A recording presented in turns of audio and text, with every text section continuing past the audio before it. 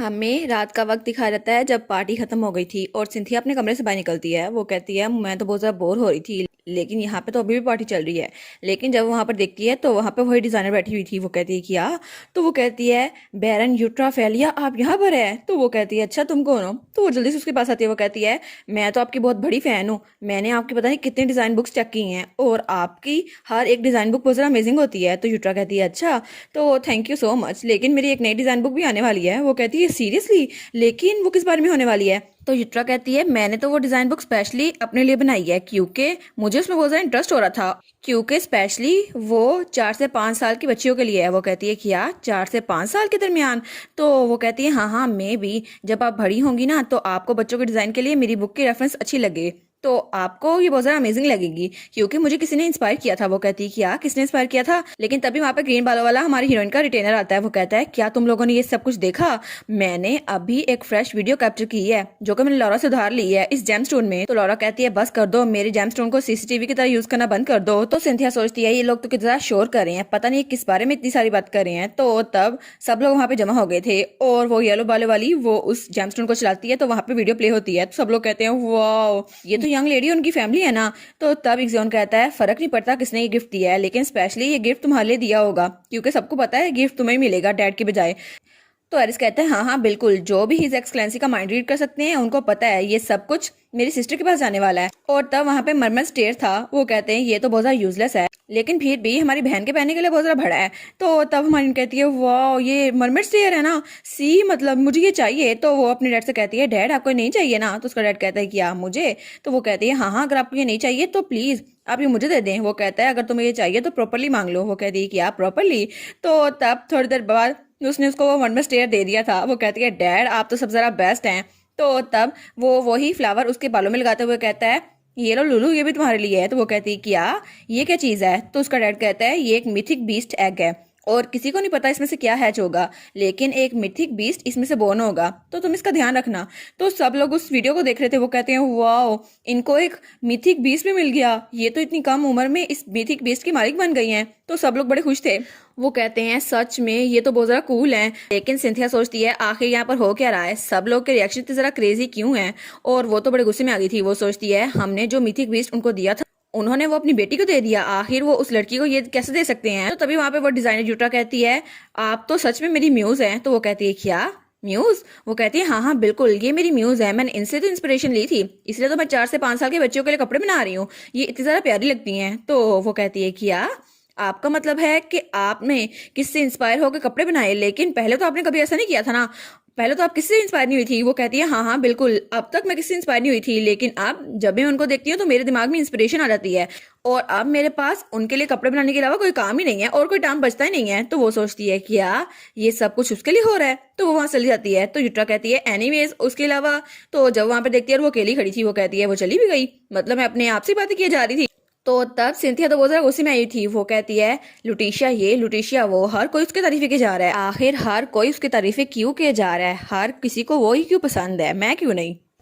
और तब सीन चल रहता है और हमें सिंथिया की मोम अफीलिया दिखाई जाती है। वो सोचती है एज एक्सपेक्टेड यहाँ पर कोई भी नहीं है और मुझे लगता है ये जगह बिल्कुल फ्री है। तो तब वो दरवाजा खोलते हुए कहती है ऑनेस्टली मुझे लगता है कि ये सब कुछ करना जरूरी है। और तब वो कमरे में जाती है और कहती है यहाँ पर तो अंधेरा है। वो कहती है योर ग्रेस। और तब वो वहां पर आती है और वो कहती है ठीक है आज ये करना जरूरी है ताकि मैं एनर्जीज बन सकूं। लेकिन तभी वो बेड पे आ सकती है। तो तभी हमारी हीरोइन वो चिल्लाती है। वो कहती है कि यार यहाँ पे चोर आ गया चोर। तो वो कहती है क्या चोर? तो वो तो बहुत ज्यादा डर जाती है और तभी सब लोग वहां पर आ जाते हैं, ड्यूक भी उसकी मेड्स भी और सारे स्पाई भी। वो कहते हैं एक चोर यहाँ पे घुस आया, लेकिन कैसे, किसकी हिम्मत हुई कि ड्यूक रेसिडेंट में चोर घुस आया? तो तभी उसका गार्ड भी कहता है तुम चोर, तुम्हारी हिम्मत कैसे हुई यंग लेडी को परेशान करने की? लेकिन जब वो लोग वहां पर देखते हैं वो कहते हैं क्या, क्योंकि वहां पे लेडी अफीलिया खड़ी थी और सब लोगों ने कुछ ना कुछ पकड़ा हुआ था। तो वो कहते हैं लेडी अफीलिया आप यहाँ इस ड्रेस में क्या कर रही हैं? तो तब हमारी लुलू कहती है क्या ये चोर नहीं था, ये एक ओल्ड वुमेन थी। तो तब वो कहती है लेकिन एक ओल्ड वुमेन डैड के कमरे में क्या कर रही थी? तो तब वो भी पीछे मुड़कर देखती है तो सब लोगों ने अपने हथियार जो कि झाड़ू तलवार और फ्राई पैन थे उसकी तरफ किए हुए थे। तो सब लोग बिल्कुल खामोश हो गए थे। तो हमारी कहती है डैड आखिर ये ओल्ड वुमेन यहाँ पे क्या कर रही है? और लुलू ने तो इस तरह के कपड़े पहले कभी नहीं देखे, आखिर ये किस तरह के कपड़े हैं। तो उसका डैड तो बहुत ज़्यादा ऑकवर्ड हो गया था और उसको तो पसीने आ रहे थे और उसकी डार्क एनर्जी भी रिलीज हो रही थी।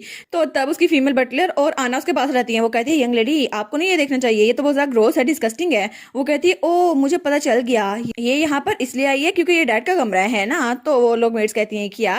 तो वो मेड्स तो बहुत ज़्यादा परेशान हो गई थी। वो कहती है यंग लेडी आपको ये सब कुछ किसने बताया। तो उसका डैड कहता है क्या, और वो तो बहुत ही ज़्यादा शौक हो गया था। वो कहता है कैसे। तो हमारी हीरोइन कहती है ये तो यहाँ पर इसलिए आई थी क्योंकि ये डैड का कमरा है ना। तो दोनों मेड्स कहती हैं आखिर इंस्ट्रक्टर आप यंग लेडी को क्या क्या सिखाती रही हैं, और दोनों बड़ी परेशान हो गई थी। तो हमारी हीरोइन कहती है क्योंकि ये तो एक असैसिन है ना। और वो तो बहुत ज्यादा कॉन्फिडेंस से कह रही थी। तो सारी मेड्स ड्यूक और उसका गार्ड वो कहते हैं क्या, और तभी वो कहते हैं जी जी बिल्कुल ये असैसिन ही है, जैसे हमारी लेडी ने कहा बिल्कुल वैसे ये यहाँ पर असैसिनेट करने के लिए आई थी ड्यूक को।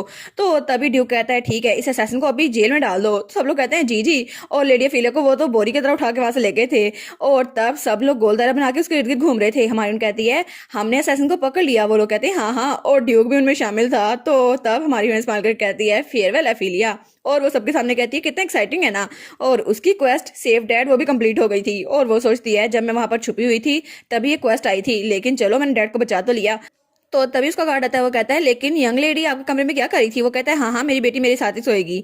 और उसके बाद हमें अगले दिन का सीन दिखा देता है जब अफीलिया वो जेल में कैद थी और दूसरी तरफ हमारी हीरोइन वो वहां से जा रही थी। वो सोचती है चलो कल की वजह से मुझे लगता है आज गोसी बहुत ज्यादा होंगी, लेकिन सब कुछ स्मूथली हो गया। और तब वहां गार्डन में आती है। वो कहती है मुझे पता था तुम यहीं पर होगी। और दाना वहां पर बैठी पेंटिंग कर रही थी। वो कहती है मैं तुम्हारे लिए ये लेकर आई हूँ। तो दाना कहती है क्या। और जब उसको देखती है तो दाना के फेस पे थोड़ी सी चोट लगी हुई थी और उसकी आंख सूजी हुई थी। वो कहती है दाना आखिर तुम्हारे चेहरे पे क्या हुआ। वो कहती है नहीं नहीं यंग लेडी कुछ भी नहीं हुआ। तो हमारी कहती है जल्दी चलो ट्रीट करते हैं इसको। वो कहती है नहीं नहीं मैंने पहले ऑइंटमेंट लगा ली है, ये ठीक हो जाएगा। तो हमारी सोचती है अफीलिया तो प्रिजन में लोग है तो ये सब कुछ वाजिया है, ये सिंथिया ने किया होगा। वर्बल हैरेसमेंट तक तो ठीक था, लेकिन वो उस पर हाथ भी उठा रही है। तो हमारी कहती है तुम्हें याद है जब हम पहली बार मिले थे मैंने तुमसे पूछा था तुम्हें चोट तो नहीं लगी और तुमने कहा था तुम ठीक हो। तो वो कहती है जी। तो हमारी कहती है और फिर बाद में तुम बेहोश हो गई थी और तुम्हारे नाक से खून निकला था, तुम्हें पता है मैं कितनी ज्यादा शौक हो गई थी। तो वो कहती है माई लेडी। तो हमारी कहती है इसलिए प्लीज आगे से मेरे साथ ऑनेस्ट रहना, ठीक है। तो दाना वो कहती है जी। और वो बहुत जरा उदास हो गई थी। वो कहती है लेडी सिंथिया वो बिल्कुल भी ठीक नहीं है, शायद इसीलिए उन्होंने मेरे साथ ये किया, उनकी गलती नहीं है। तो हमारी हीरोइन अपने चेहरे पे हाथ रखती है। वो कहती है ओ नो मुझे पता था ये उसने किया होगा, चलो हम बाद में इन्फर्मिटी जाते हैं। और तब उसको गिफ्ट देते हुए कहती है एक्चुअली मैं तो तुम्हें ये देना चाहती थी दाना। दाना कहती है क्या ये मेरे लिए है। वो कहती है हाँ हाँ मैंने पहले देखा था, लेकिन तुम्हारी ड्राइंग बहुत ज्यादा अच्छी है इसलिए मैं तुम्हें ये देना चाहती थी। और उसने पीछे हमारी लुलू की ड्राइंग बनाई हुई थी। वो कहती है सच में, लेकिन मैं इतनी सारी एक्सपेंसिव चीजों को एक्सेप्ट नहीं कर सकती। तो हमारी कहती है क्या तुम्हें ये पसंद नहीं है। वो कहती है नहीं नहीं ये तो बहुत ज्यादा अच्छी है, लेकिन ये इतनी ज्यादा महंगी है ना मैं नहीं ले सकती। तो हमारी कहती है अच्छा लेकिन दाना तुम ड्रा क्यों करती हो। वो कहती है क्योंकि मुझे नहीं पता, शायद मेरे पास ज़रा फ्री टाइम होता है इसलिए। तो हमारी कहती है अच्छा लेकिन और भी तो चीज़ें हैं करने के लिए, जैसे तुम फ्लावरिंग्स बना सकती हो, फ्लावर क्राउन बना सकती हो, ये डट में खेल सकती हो है ना बच्चों की तरह। वो कहती है ये सच तो है, लेकिन तो वो कहती है सॉरी सॉरी मुझे ड्राइंग के अलावा कुछ आता ही नहीं है, इतनी स्मार्ट हूँ नहीं ना मैं, इसलिए मैंने इन चीज़ों के बारे में सोचा ही नहीं। तो हमारी कहती है नहीं नहीं सिंथिया की स्टेटमेंट के दाना डंप है वो बिल्कुल गलत है, क्योंकि मेरे ख्याल से तो तुम सिंथिया से 99.9 बिलियन टाइम स्मार्टर हो, और तुम तो ड्राइंग में बहुत अच्छी हो। और वो सोचती है दाना वो कुछ सोच नहीं रही थी, शायद इसलिए मैं क्यूरियस थी कि उसे अपने लिए खुद कुछ सोचना चाहिए। वो कहती है दाना आखिर तुमने मुझे ड्रा क्यों किया है, यहाँ पे फ्लावर्स भी हैं, ट्रीज भी हैं, इतना प्यारा कैसल भी है, लेकिन तुमने मुझे क्यों ड्रा किया। वो कहती है वेल क्योंकि यंग लेडी आप तो बहुत ज्यादा ब्यूटीफुल है ना, और मुझे आप बहुत ज्यादा अच्छी लगती हैं इसलिए मैंने आपको ड्रा किया। तो तब वो सोचती है ओ नो मैंने वही किया जो मैं करना चाहती थी, लेकिन अगर यंग लेडी गुस्सा हो गई तो। और फिर वो कहती है मेरी मॉम पहले उनकी नैनी थी, लेकिन मेरे आने के बाद उनको मुझ पे भी तो वजह देनी पड़ी, और मुझे लगा था मुझे बस लाइफ ऐसे ही जीनी है डर डर के, लेकिन मैं सच में ये सोचती थी। वो कहती है मैं आपको बहुत ज़्यादा मिस करती थी यंग लेडी, और इसीलिए मैं आपको ड्रा कर रही थी। तो हमारी हीरोइन वो भी स्माइल करती है। वो कहती है अच्छा, और वो सोचती है उस वक्त जब उसने प्रिटेंड किया कि मैं लाइब्रेरी में नहीं हूँ और उसने मेरी जान बचाई, तो फिर मुझे उसका शुक्रिया अदा करना था, इसलिए अब। और तब उसका हाथ पकड़ती है और कहती है जैसे दाना मेरे लिए आगे आई थी, बिल्कुल मैं चाहती हूँ कि अगली बार तुम अपने लिए आगे आओ, अपने लिए कुछ करूँ। वो कहती है क्या अपने लिए। वो कहती है हाँ बिल्कुल, अगर तुम अपनी हेल्प खुद नहीं कर सकती ना तो मैं भी तुम्हारी हेल्प नहीं कर सकती, इसलिए प्लीज अपने लिए आगे से काम करना। वो कहती है थैंक यू मिस। तो उसके बाद हमारी उन कहती है अच्छा ठीक है चलो ना इन्फिनिटी चलते हैं, तुम्हारी जख्मों पे दवाई लगाते हैं। और उसके बाद सीन चेंज होता है और हमें सिंथिया दिखा जाती है जो कहती है मैं तो बहुत ज़्यादा भूखी हूँ, पता नहीं नैनी कहाँ पे चली गई। और वो सोचती है पता नहीं कल क्या हुआ, मोम तो मुझे नजर ही नहीं आ रही। लेकिन तभी वो एक रूम के बाहर से गुजरने लगती है तो उसे आवाज आती है क्या तुमने सुना कि कल काउंटेस सिंथिया वो यहाँ पर पकड़ी गई थी? तो सब लोग उसके बारे में बात कर रहे थे। वो कहते हैं नहीं नहीं, तुम्हारी आवाज़ बहुत ज़्यादा बुलंद है। तो दूसरा कहता है आखिर इसमें छुपाने वाली क्या बात है, सबको पता है कि अब वो जेल में है। तो सब लोग इस बारे में बात कर रहे थे। सिंथिया सोचती है क्या मोम जेल में है, लेकिन कैसे? तब वो दरवाज़ा खोलने लगती है, लेकिन तभी किसी की आवाज़ आती है, हाँ हाँ आखिर मेरी म्यूज़ इतनी परफेक्ट कैसे हो सकती है? तो वो सोचती है क्या? तो तब वहां पे वही डिजाइनर थी। वो कहती है बिल्कुल, अगर मेरी म्यूस यानी कि प्रिंसेस वहां पर ना होती तो वो औरत पता नहीं क्या कर लेती, और हमने तो सुना था वो बहुत ज्यादा चालाक है। तो सिंथिया सोचती है क्या मेरी मॉम को किसने पकड़वाया? प्रिंसेस ने, यानी कि उस लुटिशिया ने, है ना? लेकिन वो सोचती है जब मैं इस जगह पर आई थी ना तो मैं कितना ज़्यादा ख्वाब लेकर आई थी कि मैं प्रिंसेस फेराथन बनूंगी, लेकिन उस चालाक लड़की की वजह से, जितनी वो अनोइंग है ना, मैं यहाँ पर प्रिंसेस नहीं बन पाई। और अगर वो अनोइंग लड़की यहाँ पर ना होती तो शायद मैं प्रिंसेस बन जाती। और वो तो बिल्कुल एक चालाक लोमड़ी की तरह है जो अपने हिसाब से चीजें करती है, और उसने तो वो फिनिक्स का एग भी ले लिया जो हम स्पेशली हिज मैजेस्टी के लिए लेके आए थे। लेकिन आखिर कैसे वो हमारा मजाक ऐसे कैसे उड़ा सकती है?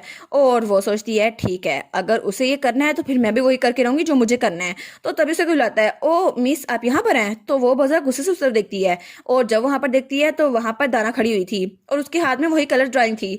तो वो कहती है परफेक्ट टाइमिंग दाना। और वो तो बिल्कुल पागलों की तरह लग रही थी। वो कहती है क्या तुम्हारे पास एक चाकू है, क्योंकि मुझे अभी उसकी बहुत ज्यादा जरूरत है। और इसी के साथ ये वाला पार्ट यहीं पर ख़त्म। तो आप लोग बताइएगा आप लोग को ये पार्ट कैसा लगा, और वीडियो को लाइक और चैनल को सब्सक्राइब लाजमी कीजिएगा।